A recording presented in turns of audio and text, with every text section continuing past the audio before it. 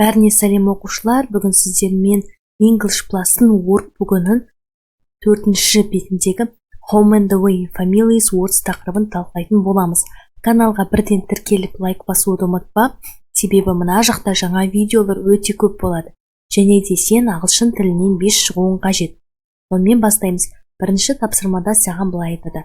Find 9 more words. Яғни 5-шісі bicycle, 6-шісі phone, 7-шісі table, 8-шісі girl, және 9-шісі boy болады. Енді осы сөздерді мына кроссвордтың ішінен табайық. Car деген сөз шықты. Мына жерде teacher деген сөз шықты. Teacher деген сөз шықты. Мына жерде boy деген сөз шықты. Мына жерде girl деген сөз шықты. Мына жерде болу керек шығар, себебі маған көрінбей тұр. Екінші тапсырмада саған былай айтады.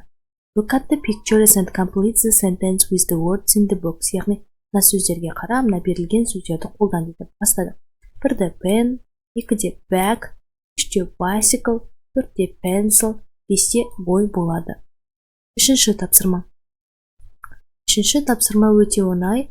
Саған айтады, мына жерде берілген диалогты толықтырып, мына берілген сөздерді қоюға қажет. In English. Мынау ағылшын тілінде не дейді? It is a poster. Бұл бізде постер. Енді what is this? Және мынау не? It's a pencil. Бұл қарындаш. Oh, yes, thanks. Yeah, oh, yeah, рахмет. See you later. Кейінірек жолыққанша. Bye. Bye дейді. Түсінікті болды деп ойлаймын. Енді 4-ші тапсырмаға назар аударайық. 4-ші тапсырмада былай айтады. Look at the pictures and write questions and answers through your own picture for numbers 4 and 5. Яғни мына жерге өзіңнің мына диалогты мынау секілді мынау суреттерге қарап мынандай сөйлем құрастыруың керек.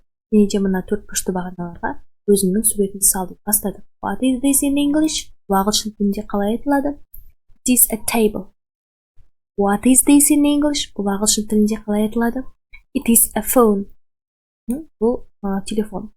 What is this in English? Бұл ағылшынша қалай? This she is a girl. Бұл қыз. What is this in English?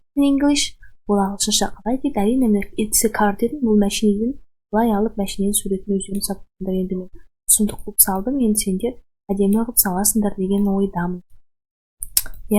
Жалпы сабақтар түсінікті болды деп ойлаймын. Егер түсінікті болса, каналға тіркеліп, комментарийге рахмет деп жаз. Себебі мына жақта workbook'ның жауаптары өте көп болады. Goodbye, have a nice day.